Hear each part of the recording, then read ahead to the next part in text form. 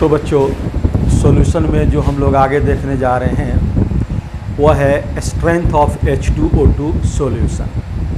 आइए देखते हैं। तो ये सॉल्यूशन है और आज हम लोगों को जानना है स्ट्रेंथ ऑफ H2O2 सॉल्यूशन। इसका नाम क्या है? ये है हाइड्रोजन पर ऑक्साइड, जिसको लोग हाइड्रोजन पेरोक्साइड कहते हैं। करा है सबसे पहले इसका स्ट्रक्चर देखें कि कैसा होता है। Structure of H2O2। तो H2O2 का स्ट्रक्चर इस प्रकार होता है। इस स्ट्रक्चर में ये बॉन्ड पोलर है, प्लस माइनस, और ये दोनों पे कोई चार्ज नहीं होता है। तो ये जो बॉन्ड हमारा होता है ये पोलर बॉन्ड होता है और ये भी पोलर बॉन्ड होता है, और ये बॉन्ड जो होता है ये नॉन पोलर बॉन्ड होता है। तो आपसे इसमें पूछेगा कि बाबू बताओ कि इसमें नंबर ऑफ पोलर बॉन्ड्स कितने होंगे। कितना बताएंगे? 2। एक बॉन्ड ये और दूसरा बॉन्ड ये। दूसरा number of non polar bond कितने होंगे? Number of non polar bond कितना होगा? तो 1 होगा। ये इन दोनों में चार्ज नहीं है। आगे ये कह रहा है कि इसका जो स्ट्रक्चर होता है H2O2 का, its structure is open book like structure. बहुत लोग इसी को हाफ बुक लाइक स्ट्रक्चर भी कहते हैं, हाफ बुक लाइक स्ट्रक्चर भी बोलते हैं। कैसे कि अगर इसको आप देखें, ये जो स्ट्रक्चर हमने दिखाया है यही है ना। अब देखिए कैसा स्ट्रक्चर है। लग रहा है कि आधा किताब है, आधा किताब है ये।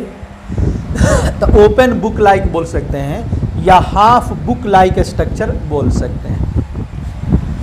कह रहा है कि इसका बेसिसिटी ये जो होता है H2O2 इज वीक एसिड।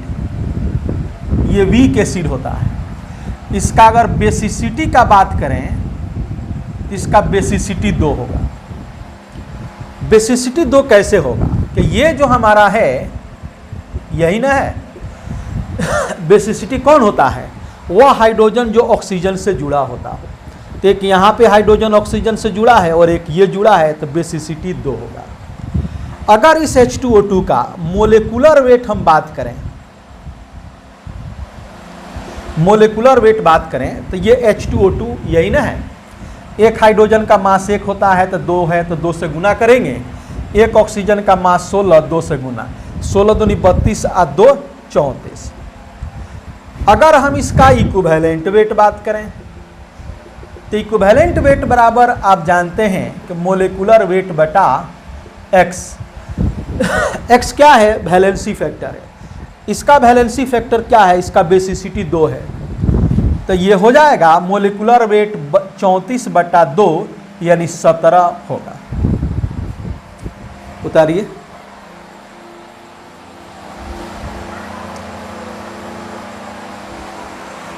अब देखिए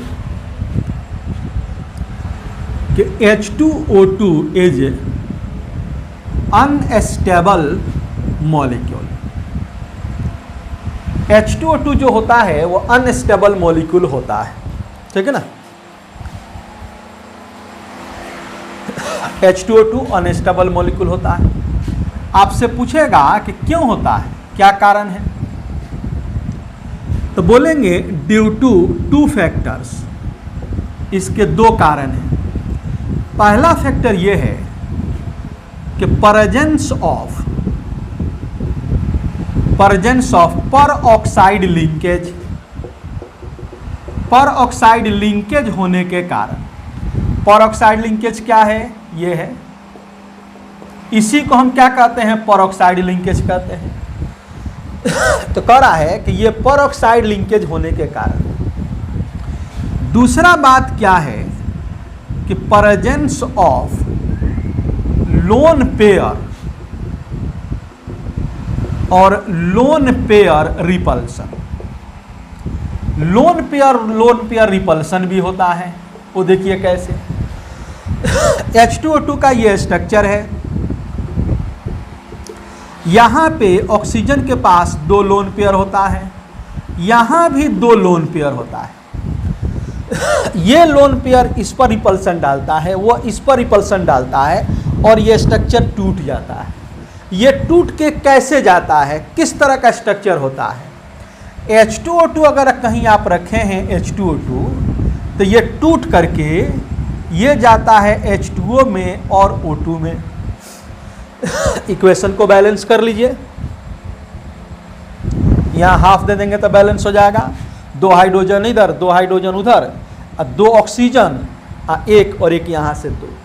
तो ये हमारा इसका ये है कि H2O2 कहीं पे है तो वह H2O और O2 में चला जाएगा, या तो सेल्फ चला जाएगा या हीट कीजिएगा तो चला जाएगा। अब ये रिएक्शन जो हमारा होता है, ये डिस्प्रोपोर्शनेशन रिएक्शन का एग्जाम्पल है। कह रहा है कि this reaction is example of disproportionation reaction. Disproportionation reaction, disproportionation reaction क्या है? वो रिएक्शन जिसमें एक बॉडी का ऑक्सीडेशन हो और उसी का रिडक्शन हो, जिसमें एक बॉडी का क्या हो, ऑक्सीडेशन हो और उसी बॉडी का रिडक्शन हो। एक ही बॉडी का ऑक्सीडेशन हो और उसी बॉडी का रिडक्शन हो, तो डिस्प्रोपोर्शनेशन रिएक्शन होगा। जैसे देख लीजिए यहाँ पे, अगर आप ये ऑक्सीजन का ऑक्सीडेशन स्टेट निकालें तो 1 हाइड्रोजन पर 1 प्लस, 2 पर 2 प्लस, तो यहाँ 2 माइनस आया, तो एक ऑक्सीजन पर कितना बचेगा, -1 बचेगा। यहाँ पे आप ऑक्सीजन का ऑक्सीडेशन स्टेट लें तो 1 हाइड्रोजन पर 1 प्लस, 2 पर 2 प्लस, तो यहाँ 2 माइनस आया, यहाँ -2 आ रहा है। ऑक्सीजन अपने स्टैंडर्ड स्टेट में है तो इसका 0 होगा। यानी क्या हुआ, ये -1 से -2 में गया तो रिडक्शन हुआ, और ये -1 से 0 यानी ऑक्सीडेशन नंबर बढ़ गया तो ऑक्सीडेशन हुआ। वो रिएक्शन जिसमें एक ही स्पेसीज का ऑक्सीडेशन हो और सेम स्पेसीज का रिडक्शन हो, उसको हम लोग कहते हैं डिस्प्रोपोर्शनेशन रिएक्शन। उतारिए,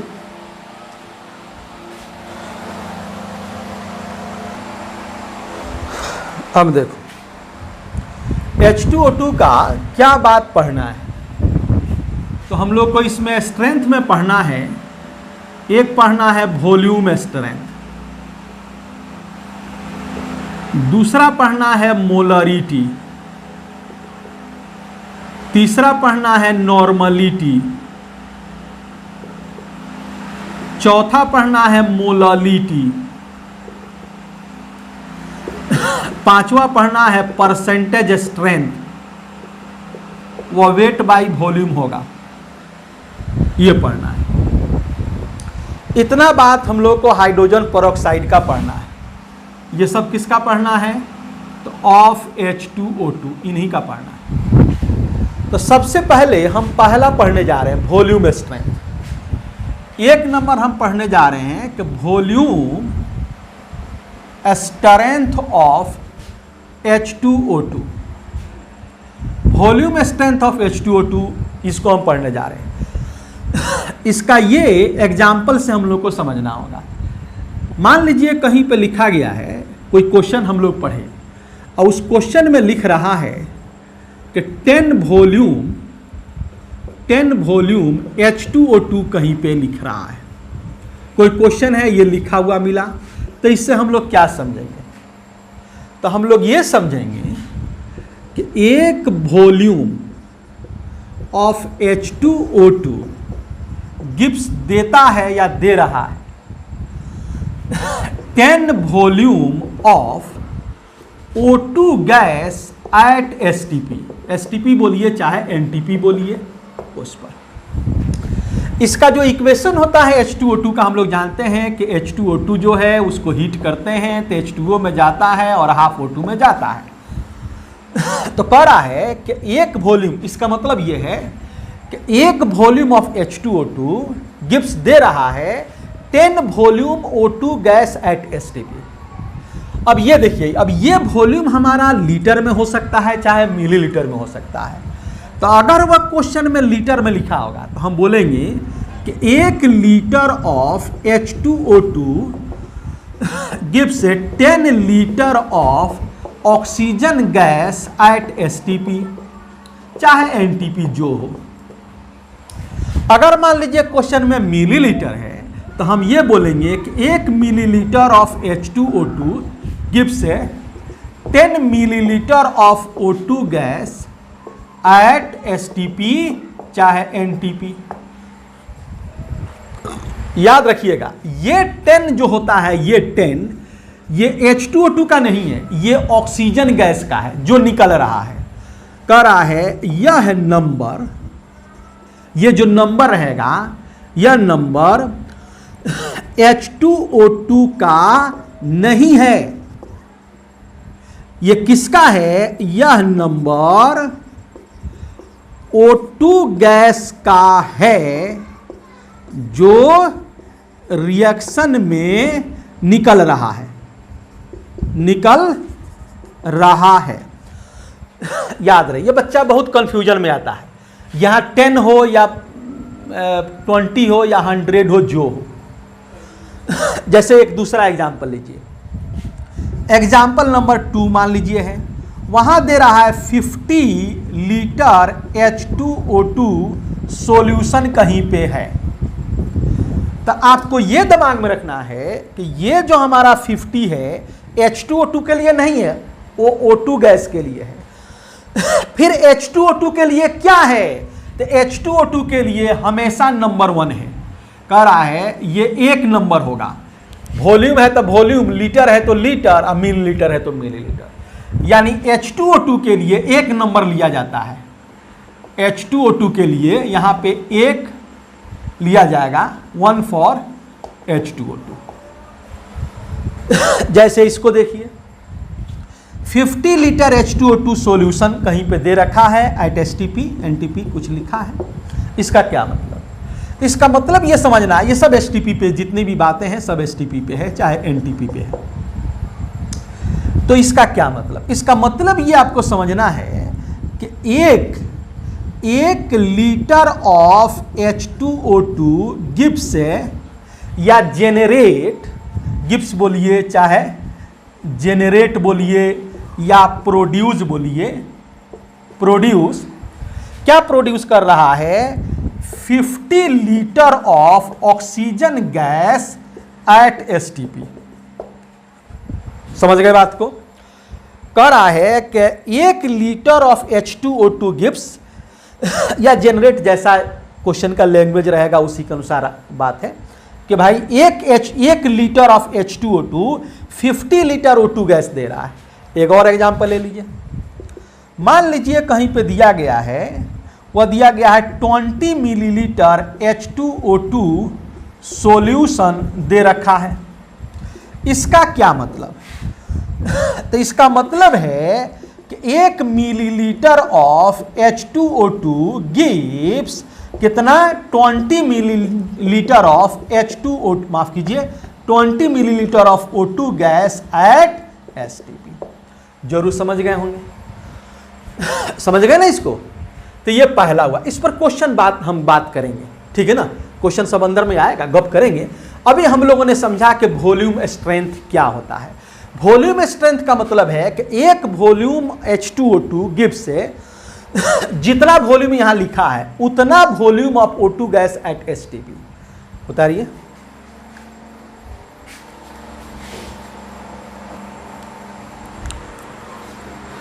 अब देखो एक क्वेश्चन थोड़ा सा देख लो।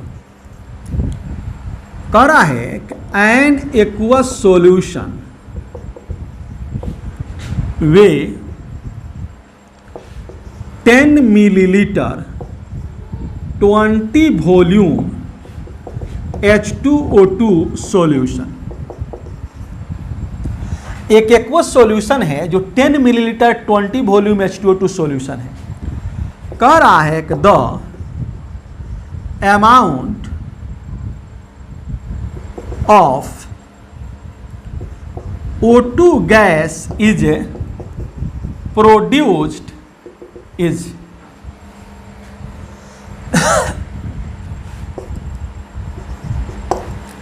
एक नंबर में कह रहा है कि 10 मिलीलीटर, बी नंबर में कह रहा है 20 मिलीलीटर, सी नंबर में कह रहा है 100 मिलीलीटर, डी नंबर में कह रहा है 200 मिलीलीटर।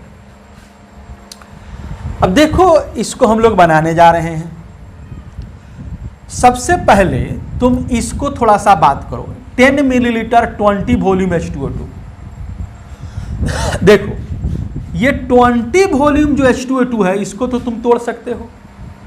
तुम ये जानते हो कि सर बोले हैं कि ये 20 होता है O2 के लिए, H2O2 के लिए 1 आता है। चूंकि इधर मिलीलीटर गप किया है तो हम मिलीलीटर लेंगे, यानी 1 मिलीलीटर ऑफ H2O2 गिव्स या प्रोड्यूस कितना, 20 millilitre of O2 gas at STP। क्या भाई, H2O2 के लिए हमेशा 1 होता है, O2 के लिए वो होता है जो H2O2 से पहले दिया रहता है, वह O2 के लिए होता है।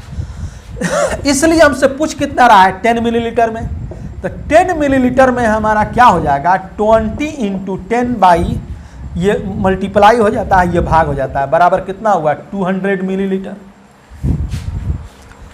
समझ रहे हो ना, उतारो।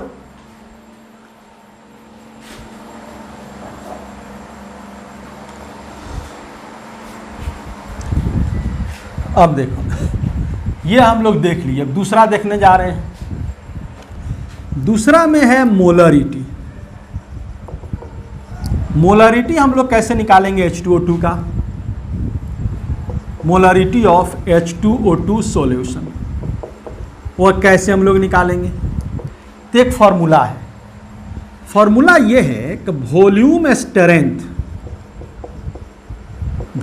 स्ट्रेंथ बराबर मोलरिटी इंटू 11.2। 11.2 अगर लीटर है तो 11.2, मिलीलीटर है तो 11,200 मिलीलीटर। हम लीटर में गप कर रहे हैं, वो ऑप्शन देखा जाएगा। तो कह रहा है कि अगर इसको सिंबॉलिक गप करें तो ये वॉल्यूम स्ट्रेंथ हो गया मोलरिटी इंटू 11.2। ये 11.2 क्या है, वो लीटर है। अगर मिलीलीटर में होगा, इन मिलीलीटर, ये हो जाएगा 11,200 वैल्यू हो जाएगा। अब ये बात आता है कि ये वॉल्यूम स्ट्रेंथ हम लोग समझ रहे हैं, कभी हम लोगों ने पढ़ा कि 10 वॉल्यूम H2O2 रहेगा। इसका मतलब ये है कि एक volume H2O2 gives 10 volume of O2 gas, ये हम लोग समझ रहे हैं। ये रिलेशन हम कहाँ से लिख दिए, ये जो हमने रिलेशन लिखा ये कहाँ से लिख दिया, थोड़ा समझते हैं। चलो, कह रहा है कि ये कैसे आया, हाउ टू ऑब्टेन, ये कहाँ से हमने लिख दिया, इसको थोड़ा हम बात करें। देखिए तो बोर्ड आ रहा है कि नहीं,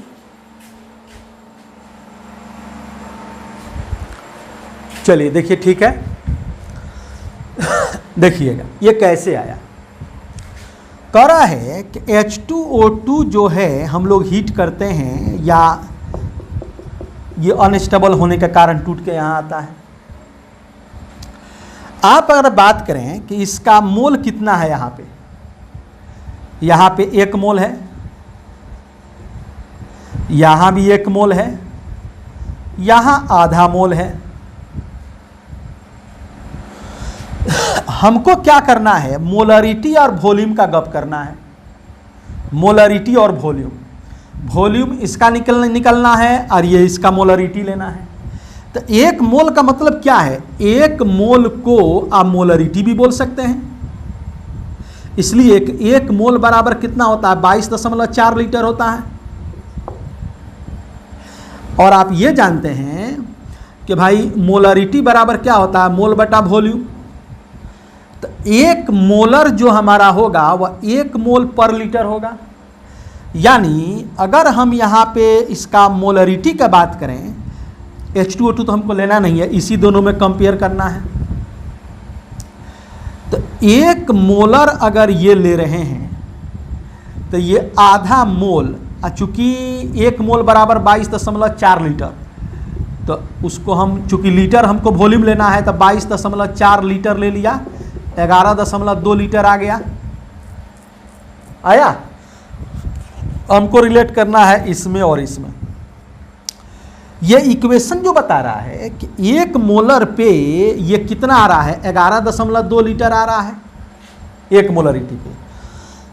मान लीजिए कि अगर हम 2 मोलरिटी लें तो ये कितना हो जाएगा, 1 पर है 11.2 लीटर, 2 मोलरिटी है तो 2 से गुना किया जाएगा।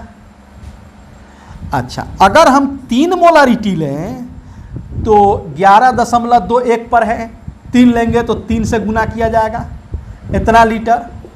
अगर हम 4 मोलरिटी लें तो क्या होगा, 1 पर है 11.2 लीटर, 4 लेंगे तो 4 से गुना किया जाएगा।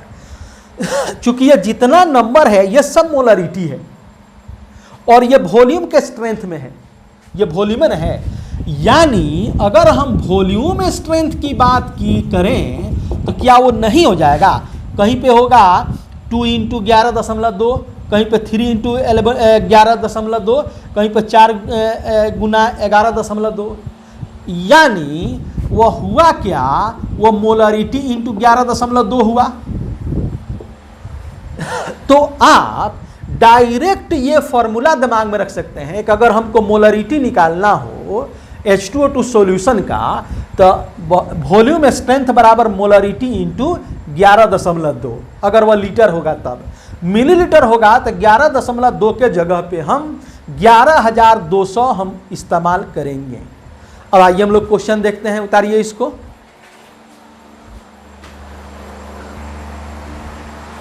अब देखो क्वेश्चन कह रहा है कि 33.6 लीटर H2O2 सॉल्यूशन दिया गया है, ये गिवन है। कह रहा है कि मोलरिटी ऑफ सॉल्यूशन क्या होगा। अब देखिए, तो हमको जो रिलेशन पता है वह क्या पता है, वो तो पता है कि वॉल्यूम स्ट्रेंथ बराबर मोलरिटी गुने 11.2 लीटर में। अच्छा, बच्चा मिस कर जाता है कि वॉल्यूम स्ट्रेंथ बराबर मोलरिटी इंटू ये था कि मोलरिटी बराबर वॉल्यूम स्ट्रेंथ 11.2 था।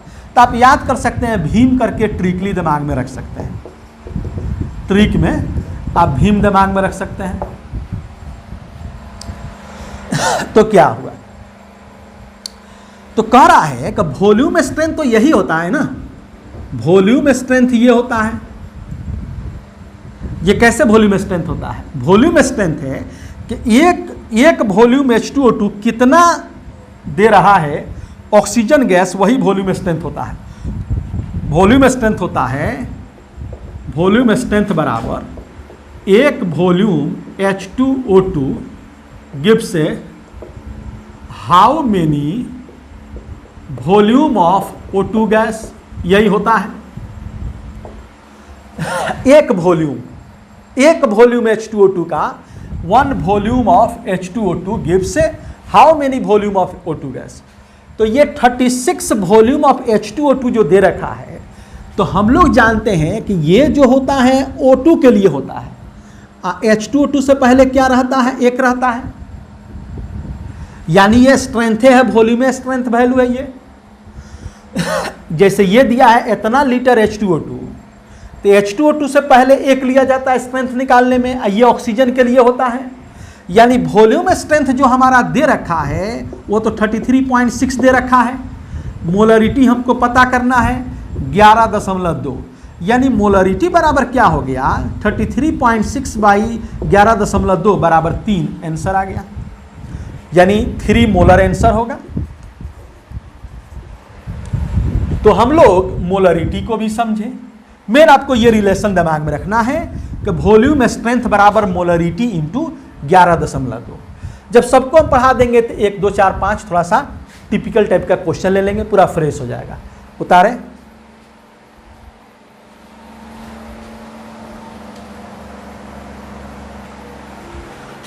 अब देखिए, अब हम ये नॉर्मलिटी को पढ़ने जा रहे हैं। तीसरा जो हमको सीखना है वह नॉर्मलिटी ऑफ H2O2 सॉल्यूशन। ठीक है, तो नॉर्मलिटी ऑफ H2O2 सॉल्यूशन कैसे निकलेगा आप देखिए। अभी आप जान रहे हैं कि वॉल्यूम स्ट्रेंथ बराबर मोलरिटी इंटू 11.2, ये हम लोग को पता है। और हम लोग ये जानते हैं कि नॉर्मलिटी बराबर मोलरिटी इंटू वैलेंसी फैक्टर, ये बात हम लोग जानते हैं। यानी नॉर्मलिटी बराबर मोलरिटी और H2O2 का वैलेंसी फैक्टर 2 होता है। ये वैलेंसी फैक्टर कितना लिया जाएगा, ये 2 लिया जाएगा। क्यों? चूंकि H2O2 is dibasic acid, dibasic acid है, उसका बेसिसिटी कितना होता है, 2 होता है। यानी मोलरिटी बराबर क्या आ गया, मोलरिटी बराबर आ गया नॉर्मलिटी इंटू नॉर्मलिटी बाई 2। इसलिए आप ये मोलरिटी के जगह पे क्या रख दें, वॉल्यूम स्ट्रेंथ बराबर मोलरिटी के जगह पे आप रख दें N/2 इंटू 11.2। तो ये हमारा कितना मर्तबा कट गया, 2 5 10 और 2 6 12। यानी हमारा हो गया वॉल्यूम स्ट्रेंथ बराबर नॉर्मलिटी इंटू 5.6।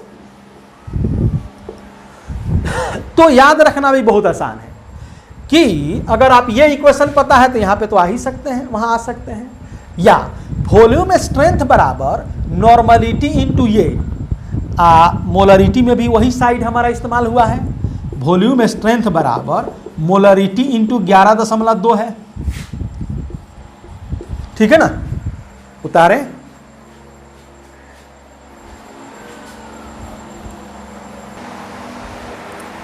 अब देखो, अब हम लोग मोलरिटी को देखने जा रहे हैं। ये थोड़ा सा टिपिकल होता है, टफ होता है, बहुत रेयर पूछा जाता है। पूछा जाता है तो क्वेश्चन बहुत टफ हो जाता है। ज़्यादातर वॉल्यूम स्ट्रेंथ पूछे जाते हैं, मोलरिटी, नॉर्मलिटी और ये कम पूछा जाता है। लेकिन जब पूछता है तो क्वेश्चन काफ़ी टफ हो जाता है। समझते हैं। चौथा नंबर में है मोलरिटी ऑफ H2O2 सॉल्यूशन। ये हम लोग कैसे निकालेंगे? जब ये क्वेश्चन होगा तो उसमें तो एक आपको कुछ दिया रहेगा जो इन्फॉर्मेशन गिवन रहेगा। जैसे हम मान ले रहे हैं कि दिया गया जो गिवन इन्फॉर्मेशन है वह है 10 वॉल्यूम H2O2 दे रखा है और डेंसिटी जो दे रखा है, डेंसिटी ऑफ सॉल्यूशन, वह दे रखा है 1.20 ग्राम पर मिलीलीटर। ये 2 रहेगा उसमें, ये 2 रहना होगा। अब पूछ रहा है कि मोलरिटी क्या होगा, ये बात बताइए आप। मोलरिटी क्या होगा? चलिए, तो मोलरिटी का अगर थोड़ा सा इक्वेशन आप दिमाग में रखें तो मोलरिटी बराबर क्या होता है, ऊपर में मोल रहता है और नीचे वेट ऑफ सॉल्वेंट रहता है केजी में, सॉल्वेंट का वेट। अब ये देखिए यहां पे जो इंफॉर्मेशन है 10 वॉल्यूम यानी स्ट्रेंथ दे रखा है, तो मोलरिटी हम आराम से निकाल सकते हैं। सॉल्यूशन करते हैं। देखिए, तो हम लोग ये जानते हैं कि वॉल्यूम स्ट्रेंथ बराबर मोलरिटी गुणा 11.2। वॉल्यूम स्ट्रेंथ तो यही होता है, यानी 10 बराबर मोलरिटी इंटू 11.2, यानी मोलरिटी बराबर आ गया 10/11.2। ये मोलरिटी ये क्या है, ये मोले तो है। ये मोलरिटी क्या होता है, मोलरिटी को हम लोग डिफाइन करते हैं इतना मोल पर लीटर। इतना मोल है 1 लीटर में।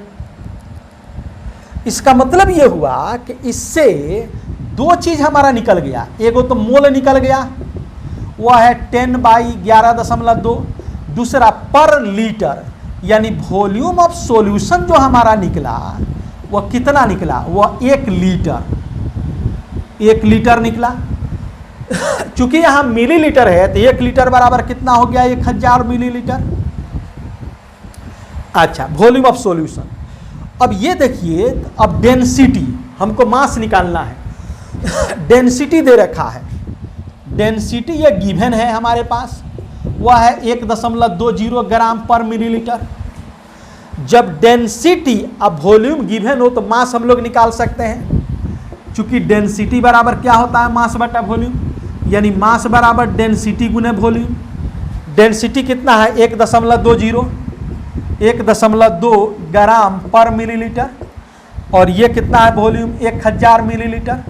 मिलीलीटर से मिलीलीटर कट गया, इस वाले से एगो जीरो हट जाएगा, 1200 ग्राम हो गया। ये क्या आ गया, 1200 ग्राम, ये सॉल्यूशन हुआ। अब सॉल्यूशन हुआ ना। अब आइए, अब हमको करना क्या है, अब सोल्यूट का मास देखना। ये तो सॉल्यूशन का मास आ गया, ये 1200 ग्राम जो हुआ ये क्या हुआ, मास ऑफ सॉल्यूशन हुआ, मास ऑफ सॉल्यूशन हुआ। अब हम मास ऑफ सोल्यूट देखें तो मास ऑफ सोल्यूट के लिए मास ऑफ सोल्यूट बराबर, आप क्या जानते हैं, आप मोल में मोलेकुलर वेट से गुना कर देंगे तो वो मास निकल जाएगा। कैसे, आप जानते हैं चूंकि मोल बराबर होता है वेट बटा मोलेकुलर वेट, हमको क्या करना है, यही निकालना है। तो मोल में मोलेकुलर वेट से गुना कर देंगे तो वेट निकल जाएगा हमारा, निकल जाएगा ना। तो मोल हमारा कितना है, मोल है 10/11.2 मोल है। H2O2 का मास कितना होता है, 34 होता है। एक हाइड्रोजन का 1, 2 का 2, 16 दूनी 32 और 2 34, यानी ये कितना हो गया, ये हमारा हो गया 340/11.2, इतना ग्राम हो गया सोल्यूट का मास। ये मास ऑफ सोल्यूट है।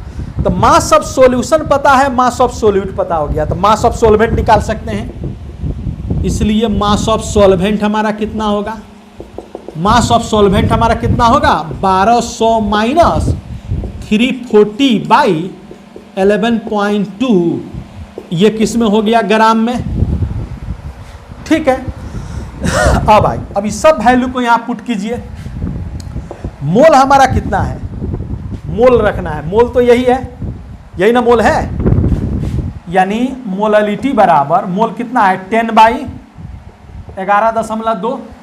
वेट ऑफ सॉल्वेंट क्या है, ये है 1200 माइनस 340/11.2। ये हमारा क्या है, ये ग्राम में है, हमको केजी में ले जाना है। किस में ले जाना है, केजी में। तो इसमें 1000 से भाग दे दिए, चाहे ऊपर में लाके गुना कर दीजिए, मैंने भाग देंगे तो फाइनली तो ऊपर ही चला जाता है। तो ये हमारा 1000 यहाँ कर दीजिए, ये केजी में चला गया। ठीक है ना। अब इसको आपको सिंप्लीफाई कर लेंगे, आंसर आ जाएगा। ठीक है, उतारिए।